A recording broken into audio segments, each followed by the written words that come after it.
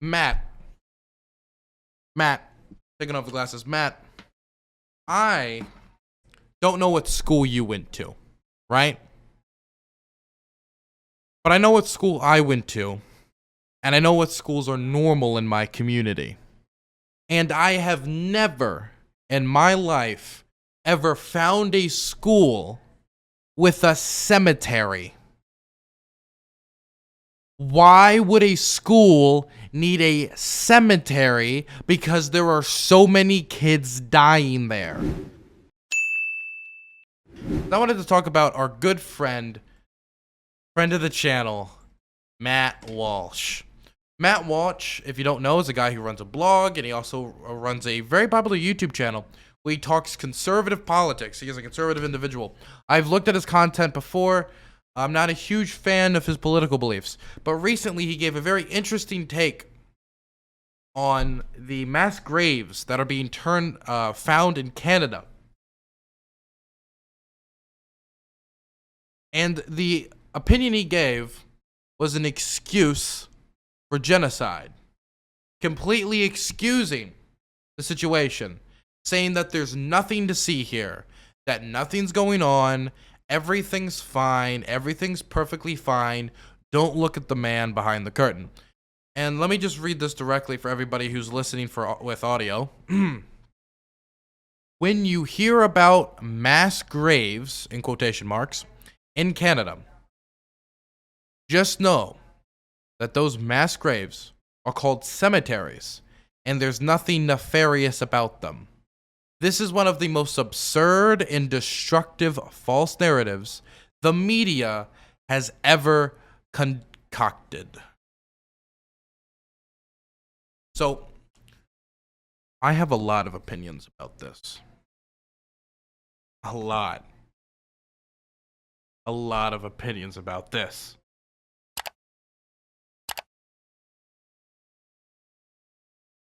The first thing I want to say is, Matt,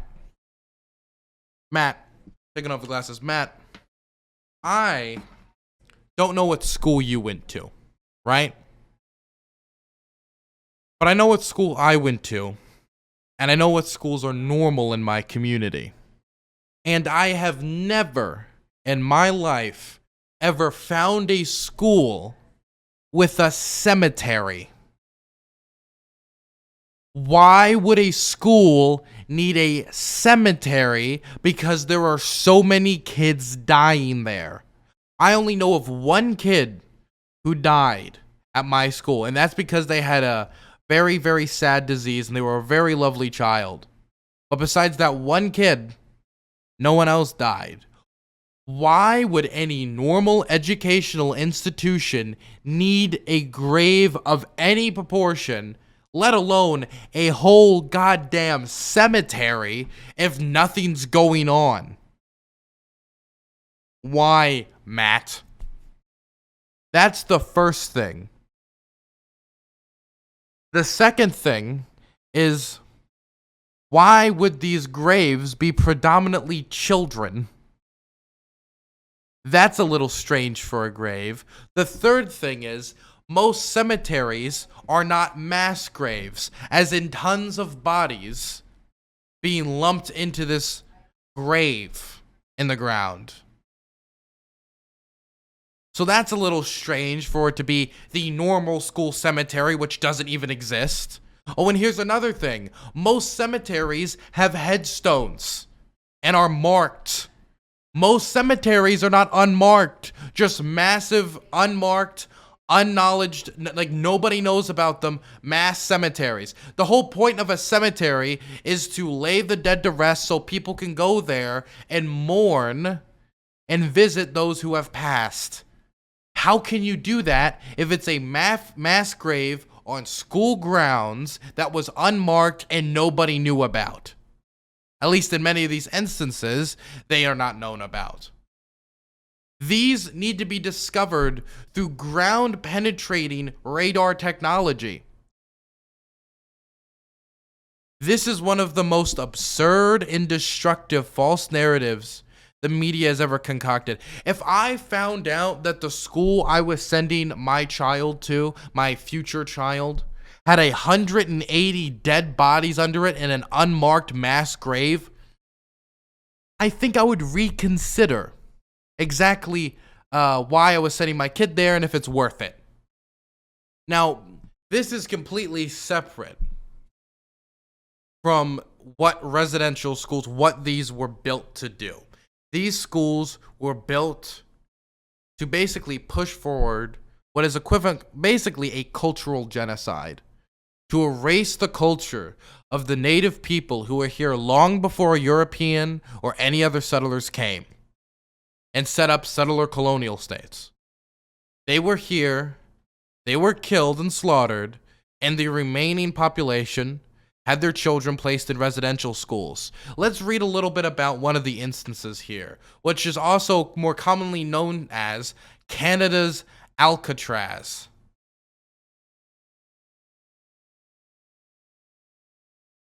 A tribe in British Columbia announced Monday that it had found more than 160 undocumented and unmarked. So I know a lot of people were saying, well, what if they just removed the headstones? Well, let's be clear. These are undocumented and unmarked. So they're not just unmarked graves, they're also undocumented. So maybe they were like marking down on a piece of paper while dumping all the children's bodies into this mass grave with no headstone. No, these were undocumented and unmarked. In the province's southern Gulf Islands, once home to this residential school. The latest grim discovery follows other similar findings in British Columbia as well as in the province of Saskatchewan. Hundreds of unmarked graves have been discovered in recent weeks and dozens of investigations, many using ground-penetrating radar, so they're not being told, they are stumbling upon these with ground-penetrating radar. So it's not that anybody broke after all these years and told the truth. They have to go and dig these up. Continuing on the grounds of former residential schools across the country. It is impossible to get over acts of genocide and human rights violations. Healing is an ongoing process, and sometimes it goes well, and sometimes we lose more people because the burden is too great. We are at another point in time where we must face the trauma because of these acts of genocide. Each time we do, it is possible to heal a little more, the tribe said in a statement posted by the neighboring tribe's Facebook page. The tribe confirmed the contents of the statement to CNN, but has not yet requested for comment. In a 1997 documentary posted on YouTube and produced with funding from the federal government, survivors of the industrial school described it as Canada's Alcatraz. Survivors from the island school. By the way, let's just say, if your school is being described as an extremely infamous prison, is the priority there a decent and humane education or abuse and cultural erasure? Survivors from the island school say some children died after taking to the water and whatever they could to try to escape the abuses they suffered at the school. Could you imagine being so traumatized by the school that you're at, that you would take to the water and try to swim away helplessly due to the type of abuses you suffered at the hands of those who managed the school? That's if you're not killed while just being at the school. You just drown trying to escape it, looking for any type of release from the pain and suffering you are facing as they try to erase your identity. This is what Matt Walsh is saying has nothing nefarious about them. That this is one of the most absurd and destructive false narratives the media has ever concocted. This is genocide denial. This is conspiracy theory nonsense. We have the evidence. It's being unmarked every day. You have no need whatsoever, Matt, to defend this. You didn't do this. You didn't run one of these schools. You didn't operate one of these schools. As far as I know, you have no financial interest in running one of these schools or supporting these schools, maybe just for outrage points and outrage bucks on the internet. You have no reason whatsoever to defend and obfuscate here. But you don't care. You deny something that has overwhelming evidence as more and more and more come forward.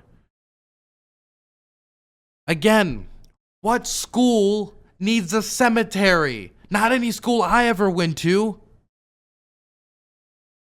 And on top of that, these were not only unmarked graves, these were also undocumented graves that they had to find through radar technology. If it's nothing nefarious, why wasn't this documented? Nothing nefarious going on as children tried to swim away and drowned as they were fleeing abuse. Nothing nefarious going on when the people who went to the school called it Canada's Alcatraz. Nothing nefarious going on as mass graves are filled. Matt Walsh honestly could be the spokesperson for Pol Pot. If this was the 60s or 70s. Kissinger could have coordinated with them to help them out, you know?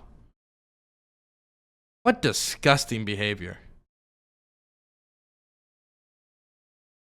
What disgusting behavior.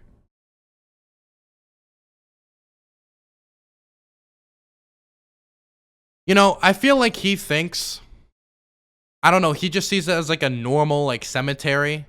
But I guess maybe he thinks like we're making a fuss about like, I don't know, like this is just a normal box of Lucky Charms, right? But it's like, you know, the oops, all marshmallows. This is just oops, all dead kids, okay? You don't just stumble upon mass graves full of dead children at schools and think, oh, nothing's going on. And you know damn well if this happened in the United States, he'd find some way to blame this on the teachers union.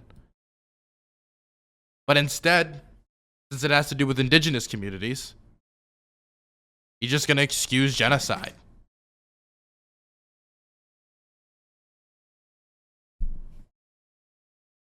That's fucking ridiculous. And the thing that gets me about this is if I asked Matt Walsh about the Uyghurs, he would get so angry, justifiably so, about the Uyghurs and the genocide, cultural genocide, right, that he would say they are facing. He would say they are facing a cultural genocide.